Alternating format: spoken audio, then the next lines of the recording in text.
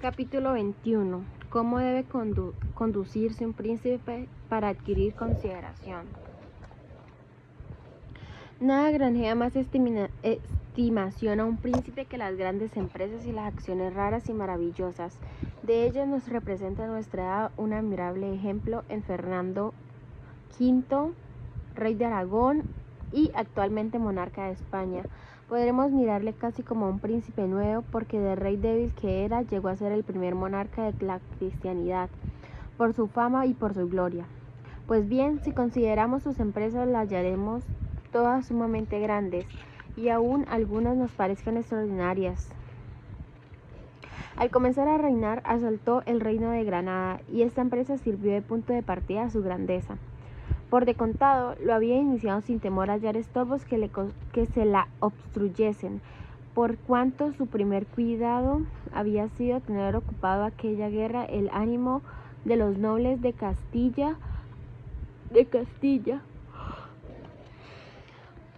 haciéndoles pensar incesantemente en ella. Les distraía de cavilar y maquinar innovaciones durante ese tiempo, y por carácter adquiría sobre ellos, sin que lo echasen de ver, mucho dominio, y se proporcionaba suma estimación.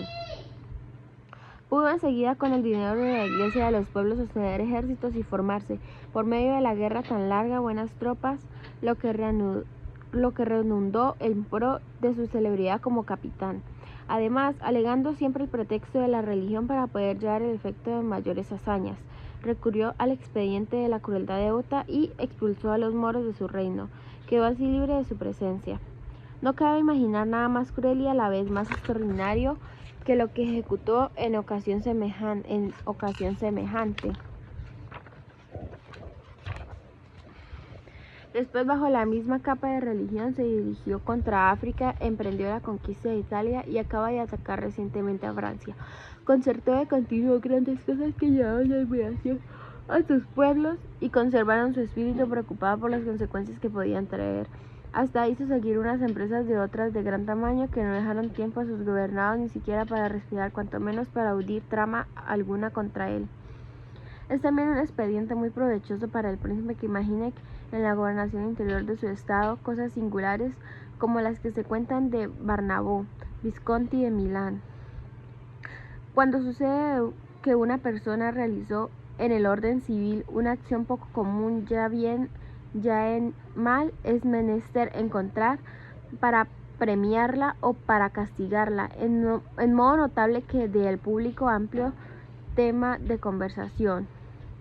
El príncipe debe ante las cosas ingeniarse para que cada una de sus operaciones políticas se ordene y procurarle en obradía de grande el mismo hombre y soberano de superior ingenio. Y asimismo se hace estimar cuando es resueltamente amigo o enemigo de los príncipes puros, es decir, cuando sin timidez se declara resueltamente en favor del uno o del otro. Esta resolución es siempre más conveniente que la de permanecer neutral, porque si dos potencias de su vecindad se declaran la guerra entre sí, no es posible que ocurra más de uno de estos casos, o que vencedora la una que tenga motivo para temerla después, o que ninguna de ellas sea propia para infundirle semejante temor en un caso, como en el otro le convendrá declarar guerra franca a alguna de ellas. En lo primero no la declara será el despojo del vencedor, lo que agrandará en gran manera el vencido, y no hallará ninguno que se compadezca de él, ni que vaya a socorrerle, ni siquiera que le ofrezca un asilo. El vendedor no quiere amigos sospechosos. No quiere amigos sospechosos que no le auxilien en la adversidad. El vencido no acogerá al neutral, puesto que se negó a tomar las armas para acoger las contingencias de su fortuna.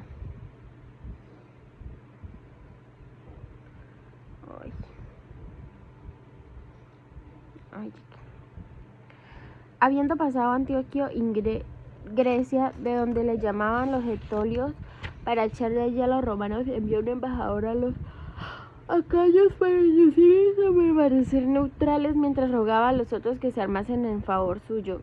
Esta fue materia de deliberación, consejos de los acayos. El enviado del Antíoco insistían que se resolviese en la neutralidad, pero el diputado de los romanos que estaba presente le refutó por el siguiente tenor: se os dice que el partido más sabio para vosotros y más útil para vuestro estado es que no intervengáis en la guerra que hacemos, en lo cual se os engaña. No podéis tomar resolución más contraria a vuestros intereses, porque si no intervenís en nuestra guerra, privados entonces de toda consideración e indignos de toda gracia, infaliblemente serviréis de premio al vencedor. Note bien el príncipe que quien le pide la neutralidad no es amigo y que es por contrario quien solicita que se declare en favor y que tome nuevas armas de defensa de su causa. Los príncipes irresolutos que quieren evitar los peligros de momento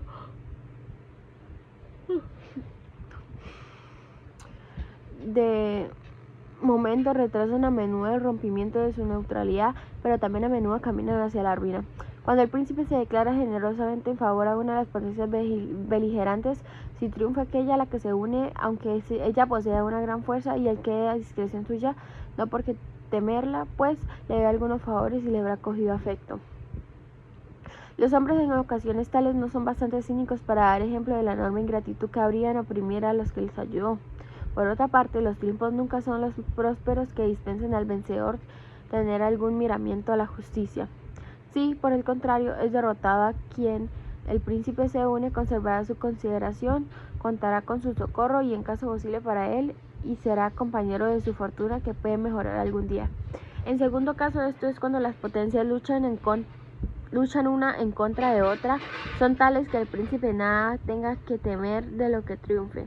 Cualquiera que sea, habrá por su parte tanta más prudencia en unirse a una de ellas, cuanto por medio de eso concurra a la ruina de la otra, con ayuda de la misma que si fuera discreta debiera salvarla, siendo imposible que con el socorro del aludido príncipe no triunfe su victoria, no puede menos de ponerla a disposición de aquel, y es necesario anotar aquí: cuando un príncipe quiere acatar a otros, ha de cuidar siempre no de asociarse a un príncipe más poderoso que él, a menos que la necesidad le obligue a hacerlo, como queda indicado, puesto si dicho príncipe triunfa, se convertirá en esclavo suyo de algún modo.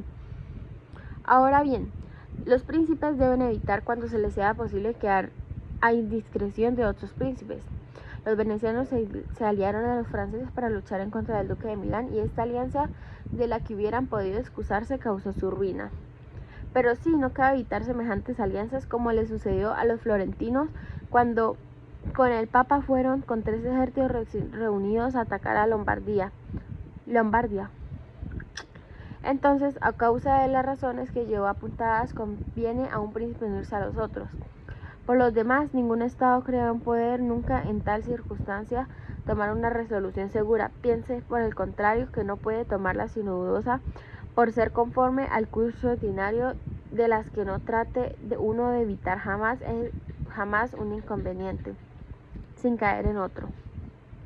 La prudencia estriba es conocer su respectiva calidad y en modo el partido menos malo. Ha de manifestarse el príncipe amigo generoso de los talentos, honrar a todos aquellos gobernantes suyos que sobresalgan en cualquier arte.